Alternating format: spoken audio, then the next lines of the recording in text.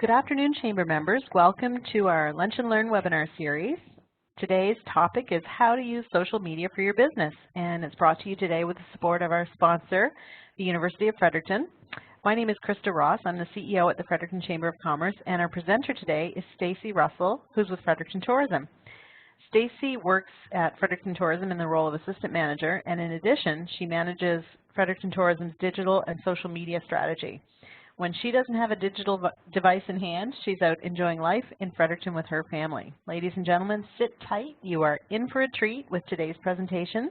Please welcome Stacey Russell.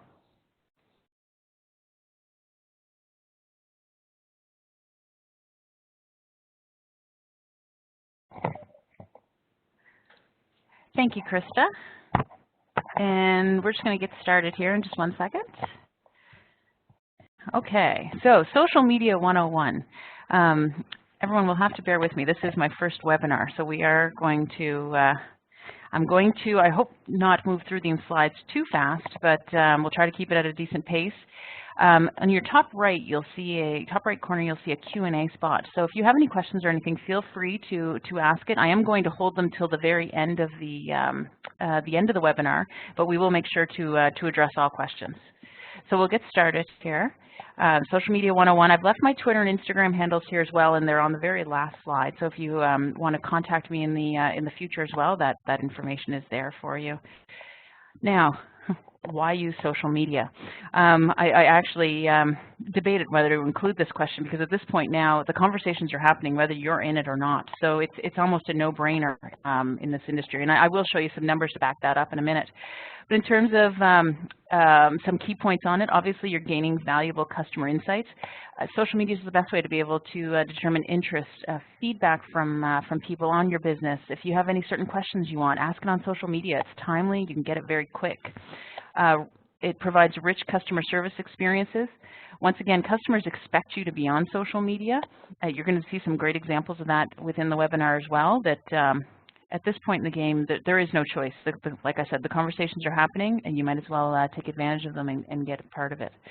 Increase web traffic and search ranking. Push people to your website. You can do that through social media. We'll show you some great examples of that today. And also the importance of being a responsive and mobile-friendly website. Sharing content faster and easier. In a lot of cases, and we do it ourselves with Fredericton Tourism, we wouldn't prepare a full press release now. We actually send an announcement out on social media. We get as much coverage from that and fast as we would within a release. So it's a time saver, and we all love time savers. Geo-target content. You can look at you can reach certain markets. So for example, if you wanted to have a Fredericton-only promotion, or maybe it's something where you actually want to be able to encourage people from outside of the area to be able to see your content, you can geo-target through social media. And lastly, building relationships, which, as we all know, will result in return customers. So I'm going to give a quick breakdown of the top social networks, social media networks with, and everyone loves some numbers. So here's a couple of quick ones for you. We'll start off with Twitter, which when I was doing my research to get the most up-to-date info on this one, it's dropping. Twitter is dropping in terms of, I still put it as the top 3, but that market share is going down. So we're hopefully this will, Twitter is able to hold on. My guess though, one of the big reasons it's falling is of course, noise. Twitter is a lot of noise. You need to know how to use it right, and the length of how long a tweet will last out there isn't very long compared to other social media channels, as we will cover. But with that though, there are still, as we said, or as it shows here, 271 million active users, and mobile is obviously one of the biggest ways that people are using Twitter. Instagram. Well, that's your second most engaged network. So we are going to we're going to dig a little bit deeper into Instagram later on in this webinar. 400 million active users. One of the big items on here, though, is point number 4. 48.8% of brands are on Instagram. It's predicted to go up to 70.7%. So there are, just when I was doing my research to prepare this webinar, an awful lot of Fredericton businesses that are on Instagram, so everyone has made that jump, which has been good to see. Users will spend approximately 20 minutes a day on it, and I apologize, I'm jumping around my bullets here, but bullet number 3, I'm not sure if I agree with this one so much, but it's 90% of users are younger than 35. I'm not going to give away my age, but we'll leave it at that. Moving over to Facebook, 1.4 billion active users. So to put that in perspective, Facebook has more active users than China's entire population of 1.40 billion. Obviously, it goes without saying, mobile is playing a very large role in that as well, and that Americans will spend an average of 40 minutes per day on Facebook. And I've included this image just to be able to show you kind of where everything is, and really to be able to profile to where Twitter. This one shows Snapchat kind of catching up with Twitter. So for anyone who's wondering, the T for 34 minutes, that's actually Tumblr. So that is a blogging platform. We aren't going to cover that one today, but it's just so that be able to cover that or let you know. So in order: Facebook, Tumblr, Instagram, Pinterest, Twitter, Snapchat. I don't know who the smile is. And then LinkedIn. Facebook mobile. 4 billion videos are viewed daily. We all get them on our news feed. It's a huge item, and Facebook has really dominated. They're actually, I believe, if they're not passing YouTube, they're coming very close to it at this point. They've put an awful lot of weight on video engagement. We're going to cover that within, or a little bit more of the Facebook news feed and algorithm. But ultimately, what Facebook wants to see right now is they want to be able to see unique videos. They want something that's eye-catching and that will catch someone's attention within the first 5 to 10 seconds, because if it's doing that, it means that that person's going to sit and they're going to watch that video for a little while. They might turn on the volume, which Facebook is watching for, make it full screen, make it high def. By doing any of those items, or all, it's going to actually give it a higher ranking and keep it in the news feed longer. So keep that in mind if you're producing any kind of videos, is just that you want to be able to see those actions being taken. Facebook's watching it, and they'll give it more weight. 49% of people that hopefully everyone can see this slide. I thought it was kind of important, or a bit of an eye opener to see.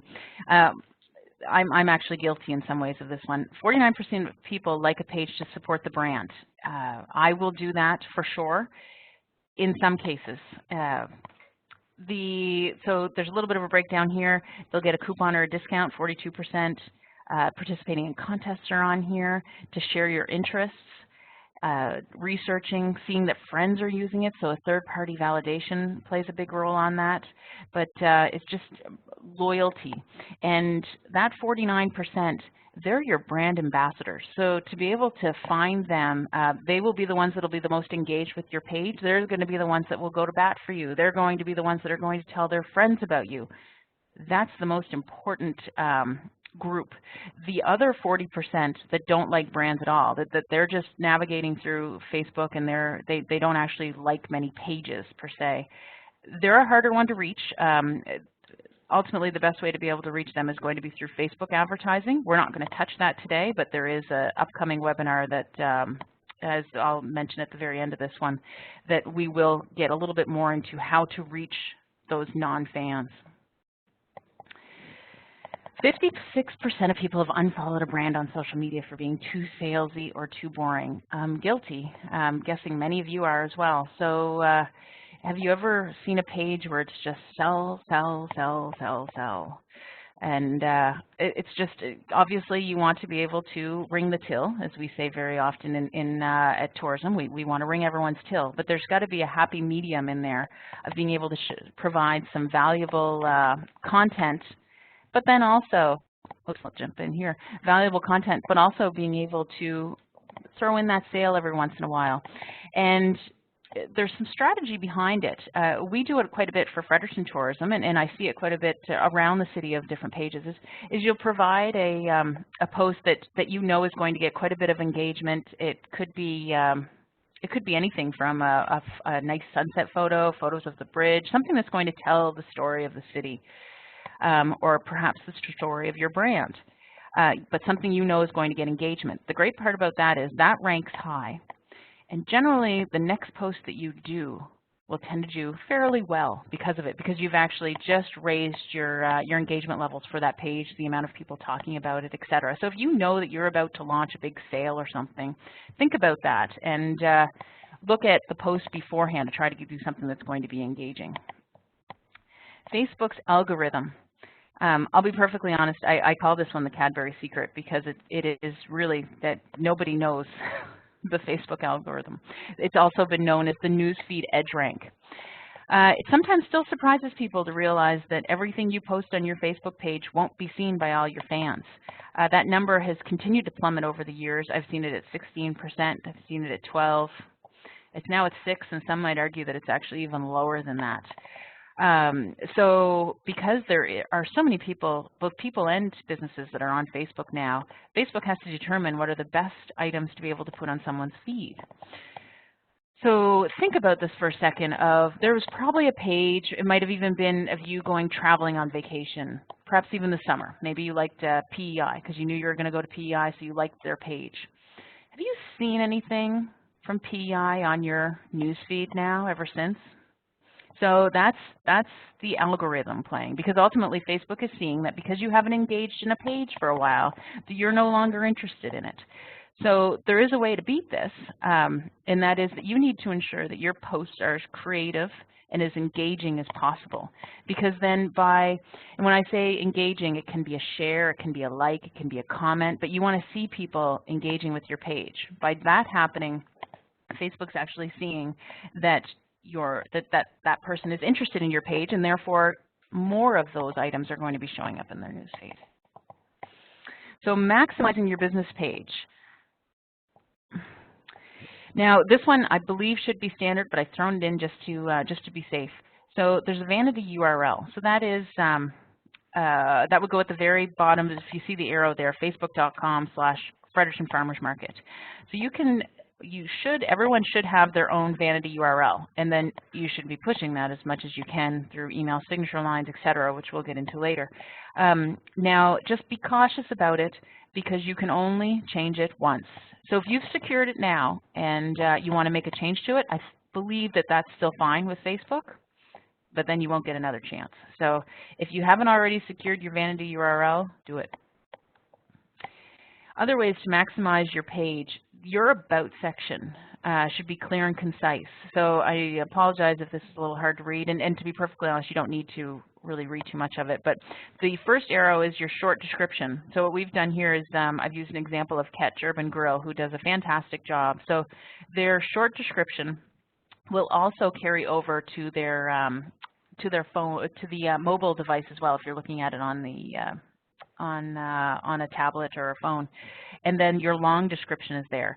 Now, it's also important to have keywords in here because anybody searching on Google, Google will use your short and long descriptions to be able to come up with search results. So make sure if you are a business, perhaps even a jewelry business, or anything that just any words, keywords that explain your business are in that description. So here's an example of that same screenshot for Ketch Urban Grill through my phone. So you're seeing here that it's that the short description pulls up, but you also want to make sure that you have other relevant information there, including a URL, phone number, hours of operation. I love when businesses put their hours of operation because I can look at it on my phone real quick to see if it's open or not, and Facebook, as you see here, even has opens in 45 minutes. So if it's within the hour, it will give you that heads up. And mapping. Because you can actually click on that map and it will, on a phone, and it will open up to give you directions to the location. All of that's convenient. We know how many people are using a mobile device to be able to use social media, so let's make it as easy as possible for them to get to your business. More free, so setting up an action button. You know, it's amazing. There were quite a few pages out there that I saw that didn't have this going, so I wanted to make sure that everyone was aware. So you have a call to action button there. For Picaroons, they've gone with a call now. For Fredericton Tourism, we do it a little bit differently, and ours is a email newsletter sign up. But you have all sorts of different choices, which you'll see here in this here. So you've got contact us, book now, call, send a message, sign up, watch video. So it's a fantastic call to action. I don't believe I've put a screenshot in of what it looks like on the phone, but it really stands out on if you go to a business page. So if you went to, for example, Picaroons right now through your phone, you're going to see the call now very clear on their main page. So so yes, free, do it. Timeline and profile photos. So the photo there, the Frostville one, Playhouse, Winterfest, Shivering Songs, Crab Mountain.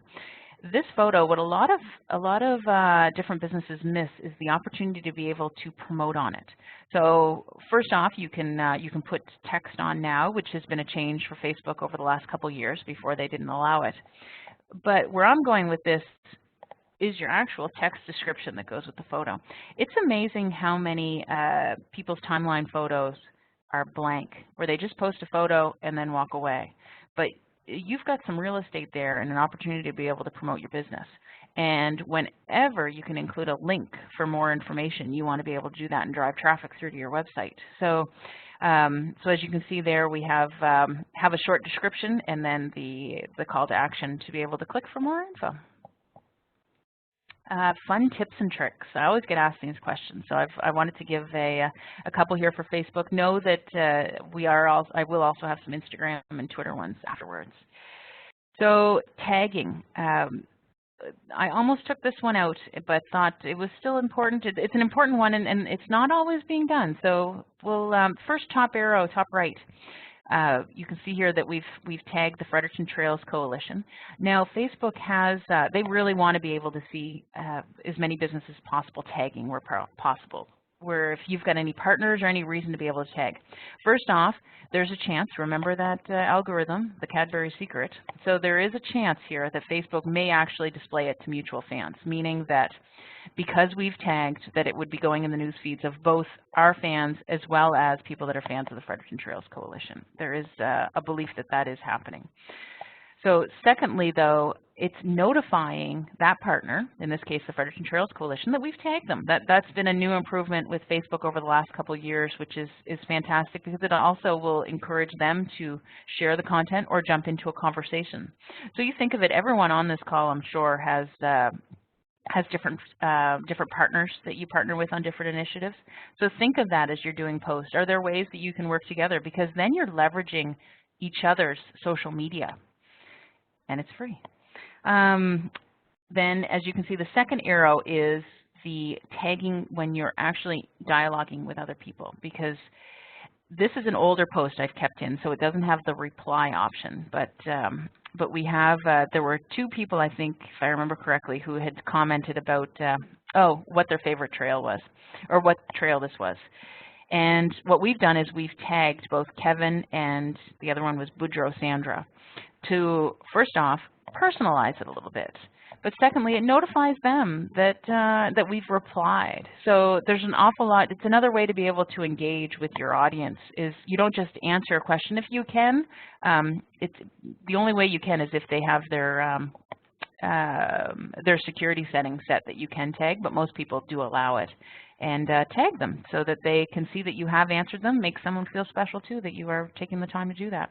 And as you'll see later on, it does pay off in dividends. Another one is, and I believe everyone would know this, but I'm covering it just in case, is that you can edit a Facebook post. It used to be the day was there where you would send out a post and all of a sudden realize that there was a spelling error or some mistake in it, and then you were stuck with the post or you had to delete it. Now, thankfully, Facebook does allow the option to edit, so you just go in that top right-hand corner, pull down, and edit that post, and you're good to go.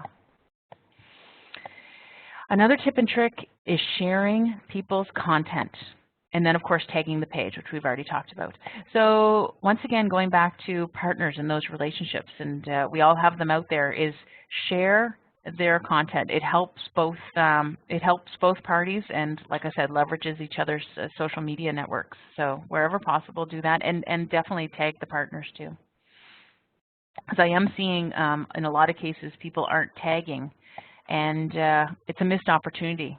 So definitely tag wherever possible. And to tag, for anybody wondering, it's the @ sign, and then start to type that that Facebook page, and Facebook will, so for in the example here, if I start to type at downtown Fredericton would come up. Pinning posts, we do this all the time, and I was happy to see quite a few other chamber members are doing it as well. It's a great opportunity if you have a post that you want to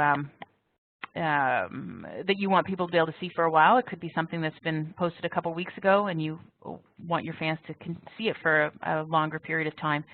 You can pin it to the top of the page. So it's you just go to the right-hand corner of that Facebook post and it'll give you the option to pin to top. Now, keep in mind the number again that we reviewed at the very beginning of this webinar, mobile use. So if somebody's looking at a Facebook page on mobile, they're not going to see anything more than the first post on the page unless they start scrolling and looking. So it's another way, again, to be able to really profile something. So in this situation, CanStar, I believe it was a video that they wanted to show off. So they've pinned it to the top.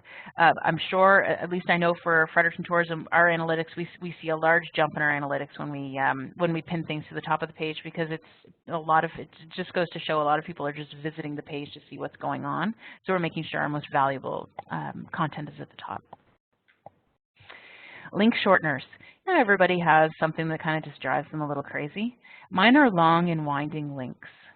They're messy. They're not clean. Shorten them wherever possible. So it just makes a Facebook post look a lot cleaner. There's all sorts of different link shortener tools out there. I've given you a couple here, and if you can't remember those, it's just a matter of Googling link shortener. All you do is put your link in and hit the button, and it will provide you with a shortened version of it. As a more detailed, at the intermediate level or even advanced level, what some businesses will do is they'll also have specific links, shortened links, and they will track those open rates. So that's something to discuss at a next level webinar. How many times to post? I get this question quite a bit, and it changes. It's ultimately, it's what you teach your fans too, because your fans, by liking a page, they start to realize quickly what kind of page it is, if it's something that fits their needs. I remember liking a page once, and then I got nailed by about 12 posts a day one weekend, and I immediately went in and unliked it. So we say 1 to 3 times a day. But don't feel like you have to post for the sake of posting. In our example for Fredericton Tourism, we would post right now once a day. But in the summer, when everything's really busy, it could go to 4 to 5. So we do try to stay consistent where possible. But yeah, just don't feel the pressure to just post for the sake of. Make sure that you have some valuable content that you're going to share. Some governing principles. So we're going to cover each of these. We'll be quick on it, but I just wanted to help give it a little bit of context. So think and plan ahead. It sounds easy, doesn't it? Look, I'm just as guilty of it, and I manage close to a dozen social media networks right now, and it's very hard to plan ahead. So I completely get it. Here's an example of a calendar where this one's an Excel sheet that you can access online. What we find easier in our office is we have a large whiteboard. We put it in the hallway. It's broken down into a month, so it gives everybody a clear view of that month, and we just write in what we're going to be talking about each day. That works in our office environment because people are able to take a look at it themselves and add things in if they feel that we're missing anything big. So you really have to look to see what is the best fit for your office and kind of go from there. When to post? Facebook will actually provide this to you. It's inside. There's a tab in there. It's under. I believe it's called Publishing now. The name keeps changing, and then there's a button that says When Your Fans Are Online. So you can look at it day by day and see the screenshot's a little bit harder to be able to read, but on this one, obviously, it's showing us that 9 p.m. is a good one and noon. We tend to go around that time each day, just so that way, too, there's a little bit of consistency. Fans kind of realize that, for example, they're going to get a weekly lineup every Tuesday night at 9 p.m. So this is just kind of to be able to give you a little bit of a guidance on it. At the same time, it's a learning experience of being able to see. You might see that your posts are doing much better at 3 o'clock in the afternoon than 9 o'clock at night. So just kind of play with it a little bit. Thankfully, you can schedule your posts. There was a day you couldn't, which this has made life quite a bit easier. So you prepare your post. There's a pull-down menu on that bottom right-hand side to be able to schedule it. Choose your date and time, and schedule away. But at the same time, with that said, go back to the post once it's live. You know, you want to make sure that you're engaging with your fans. So don't just schedule and walk away for the week. You do want to be able to check in here and there to make sure that everything's okay. Keep it real.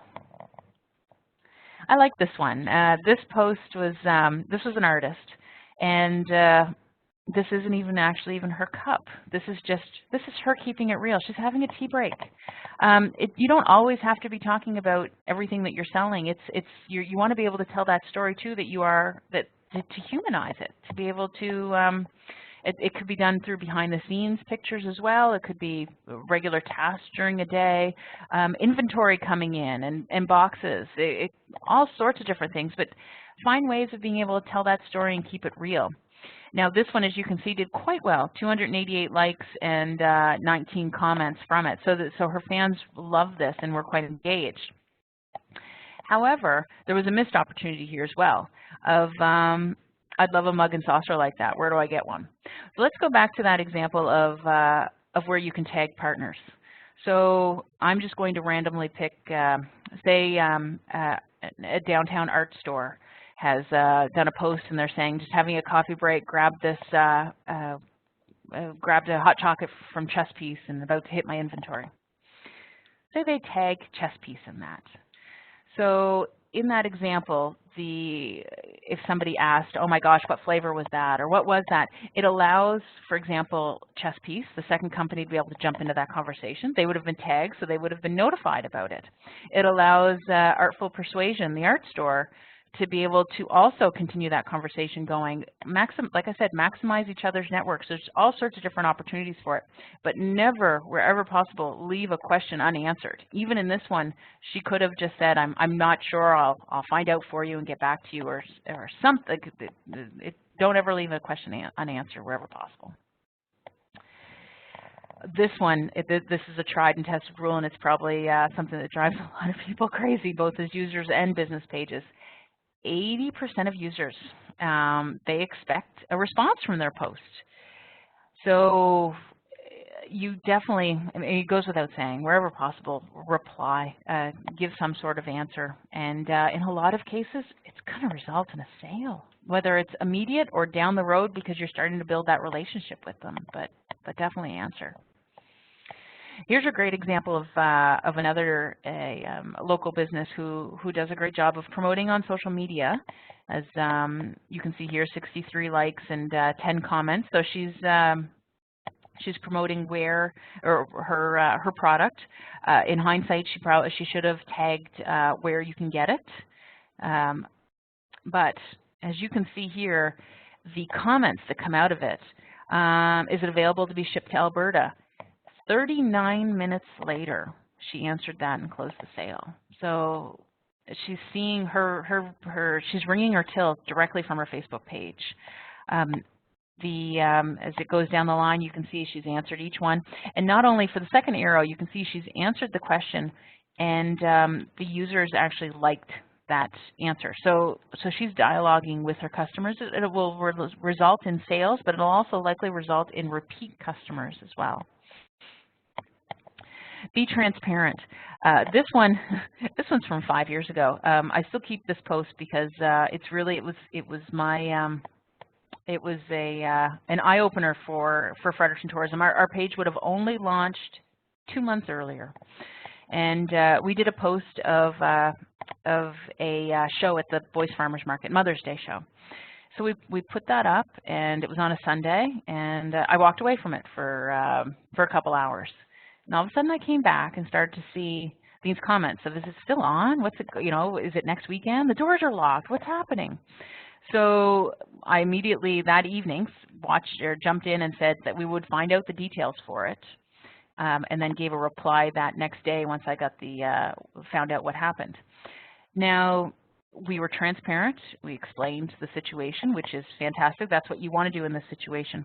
The silver lining of it, which we were kind of happy to see, was the fact of we just realized at 2 months in that we were already starting to drive traffic through our social media. So that post resulted in people actually going down to check out this show. So that's fantastic, and it shows the strength of social media.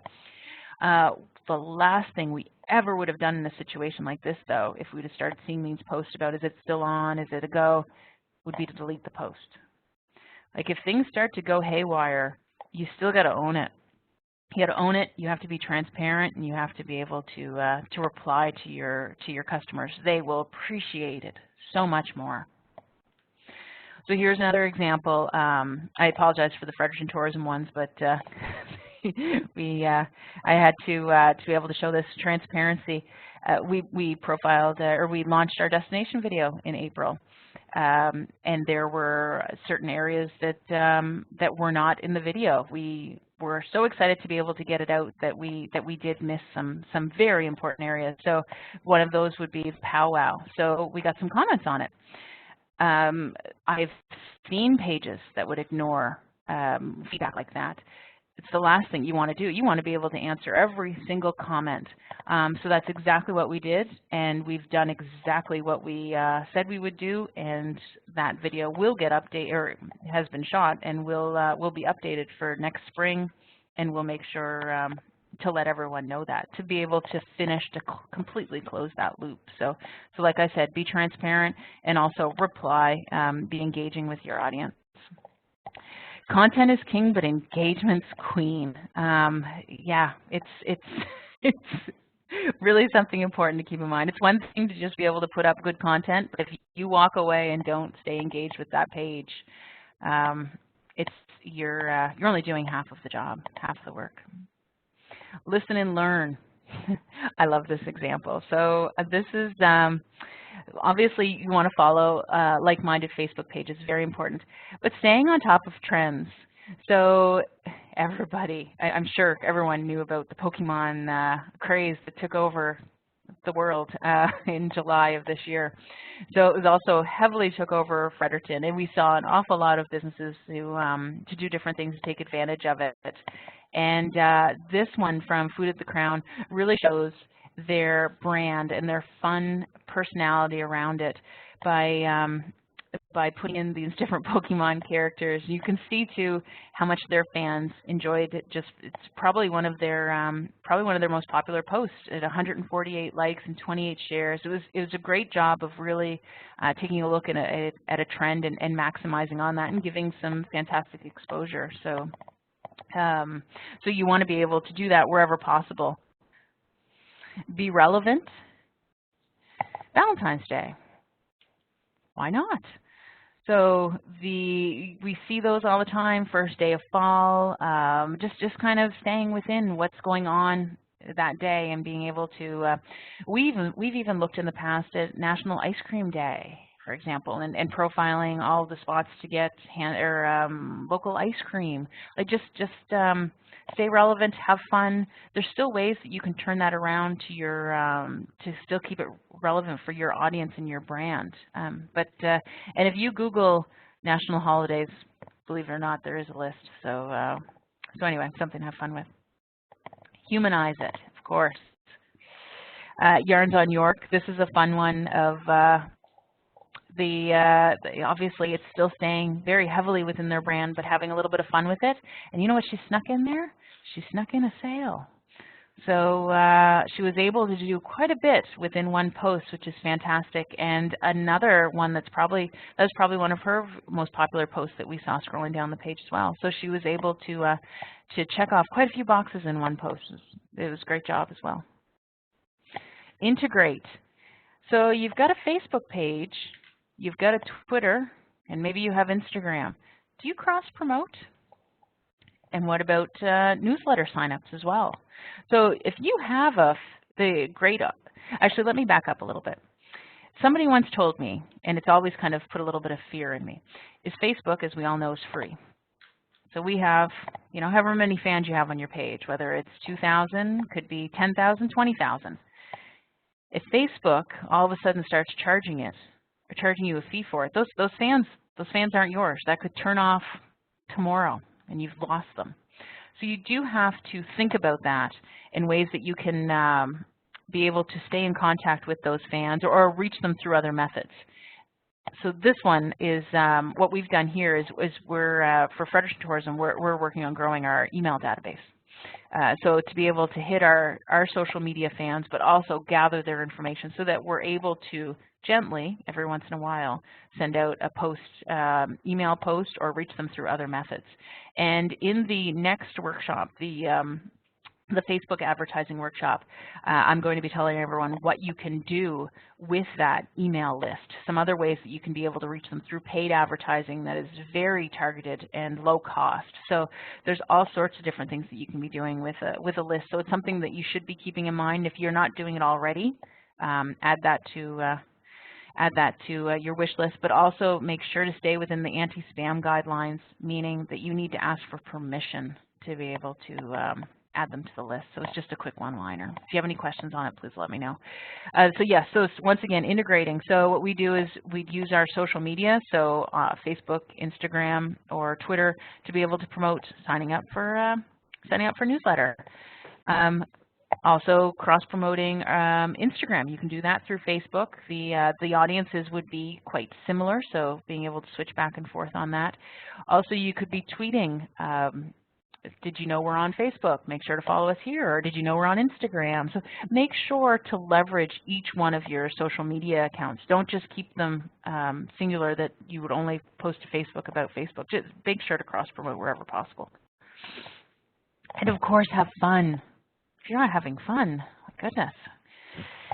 I like this one from Peter Roberts. It's now this is another great example of if you would have said, how could Peter Roberts also encourage beer drinking? It probably would have been a little bit harder to think about that, but they've done a fantastic job of it, of really kind of just telling that downtown story a little bit.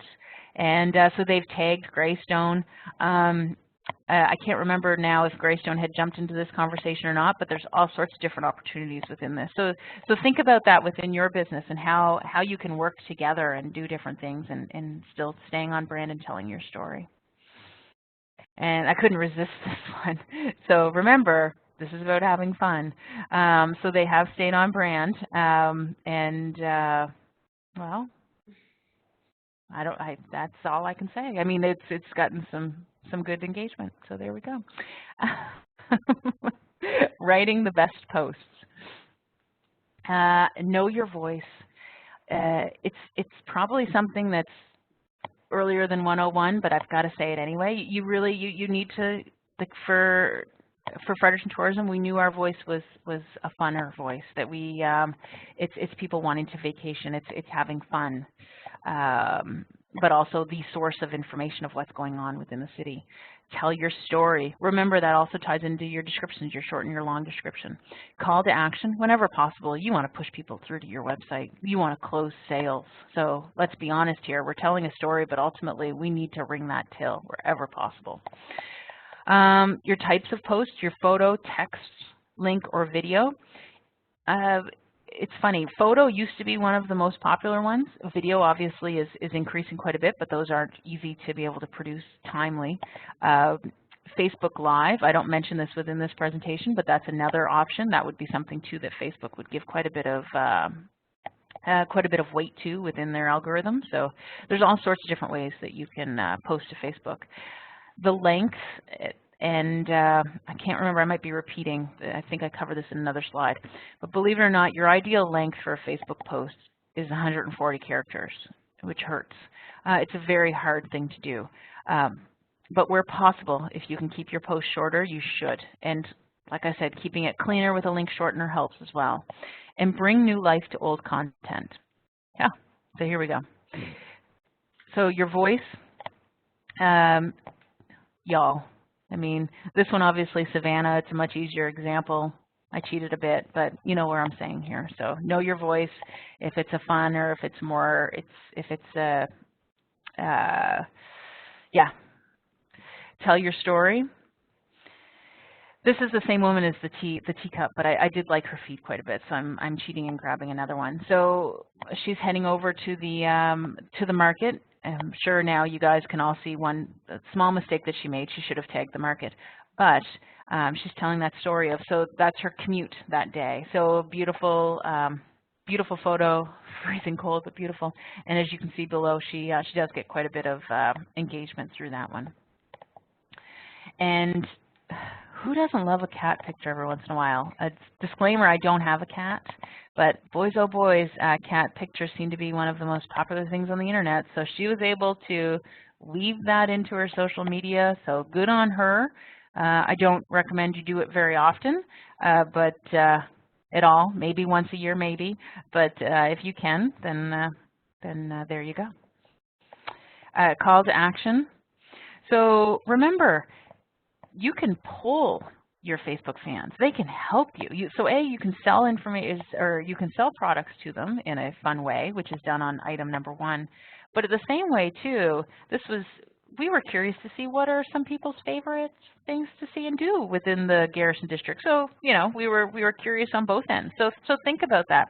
You could even, if we use a clothing store, for example, a clothing store bringing out inventory or looking to do an order.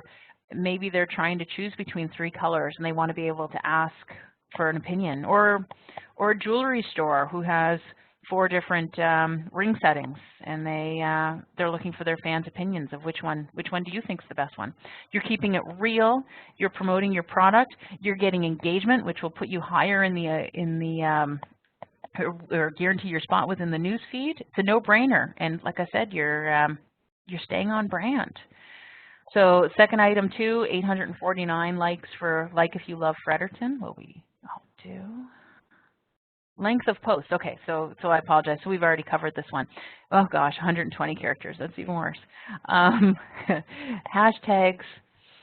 I don't use, for the rare time I'll use a Fredericton hashtag on Facebook, but otherwise I don't use them. It's not something that's done very often. I don't believe people follow hashtags on Facebook, but some do, which is it's completely up to you. Bring new life to old posts. So once you've posted something and it might have done really well, doesn't mean you can't use it again. So here's an example. This was from 2013. It always, I get a chuckle when this comes back up on my feed. It usually will probably start next month of notifications again of this getting shared. I can't believe it's at over 11,000. It's great exposure. It's, once again, as you can see, we've tagged King's Landing, so every time this is shared, that partner is getting more and more exposure for it. We're providing some great information. So especially this time of year, you start getting into recipes, different things. There's all sorts of ways that you can have some fun on your social media where possible, where you can keep it on brand or partner with people. Definitely do it. We manage the market social media as well, so we try to do some items around that too. But if anyway, yes, bring life to old posts. So you can go back to any of your old posts and share it again, and it'll continue on. Or you don't even have to share it again. If you can create it as a brand new post on the page, we've done it before too. There's nothing wrong with it. It's not taboo. If your fans loved it a first time, I'm sure they'll love it a second time. Image tools. So how do we do a lot of our items? Because it's obviously, we do use some Photoshop, but there's free tools out there as well that you can use. So Canva, we personally use PicMonkey for Fredericton Tourism, but Canva is also a very popular tool, and I believe Canva is associated with Facebook as well. So there's probably some add-ons that you can do by using Canva. So both of them are free. The wonderful thing for PicMonkey, and I'm guessing Canva is probably the same, is it will actually carry over any fonts that I have uploaded on my own laptop. I can use those fonts within those programs. So anyway, so there's some nice editing tools that you can work with. How to promote your social media. So you have your social media networks. Fantastic.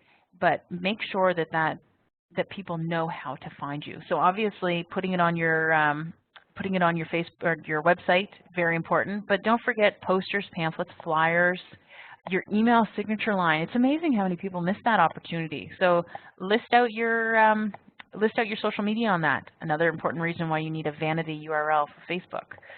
So as we mentioned here, cross-promote through your social media channels, and work with partners to promote each other. Now, there are still some businesses that do this, of whether you should integrate your Facebook and Twitter. Obviously, it makes life a lot easier to do one post and then hit go and have it show up on both your Twitter and Facebook feed. I get it, but I don't recommend it. Here's a great example. So we, first day of fall, we posted 10 things to do in Fredericton this fall. So on the left, you'll see the Facebook post. On the right, you'll see the tweet. Now, there's different opportunities, so both did quite well. However, by us having a different post, for example, on Twitter, we were able to tag our partners. You can see there very faintly on the tweet, Kings Landing, Downtown Fredericton, Cultural Market, and 3 others. So I'm going to show you how to tag. So on Twitter, by tagging any of your partners, it will give them a notification that you've done a post, and then it will generally encourage them to like it or share it as well. It gives you more exposure. You can't do that if you integrate the two. The same thing goes as well of hashtags, just the look and feel of it. You can tell when it's being done, when somebody integrates both. So it's going to take you an extra 3 or 4 minutes to do 2 separate ones. Take the time to do it. You'll get a much better bang for your buck. So tagging. So now I've jumped into Twitter, and apologize, I don't think there was a screen to tell you that. So I've jumped into Twitter, and as you can see here, added a photo, and then where the arrow shows who's in this photo, you just click on that and you start to type out some of the words. So the Downtown Fredericton or Kings Landing or whoever. Make sure that it's relevant to the tweet. Don't just tag people for the sake of tagging. But yeah, use that option, and like I said, it will notify them. Twitter tips. RT means retweet. So RT versus please retweet. Any research we've ever seen always says if you have the space to put please retweet, don't do it for every single tweet you do. But if you have something, if you've made a major announcement and you want to be able to see if you can get it out further on Twitter, then if you have the room to put please retweet, write her in. Shorten links, we already talked about that one, so use the link shortener, particularly in Twitter, but everywhere where possible. Tagging your photos. Character limit changes. In fact, they aren't coming, they're here, at least for me. Now when I add an image to Twitter, it's not counting in that 140 characters, which is fantastic. It's Twitter's way of being able to encourage you to be able to use images wherever possible within your tweets. It helps tell your story better. We're seeing higher engagement when we started using photos more often within the last couple of years. It definitely helps, and like I said, it doesn't count in your 140 characters. So move on that.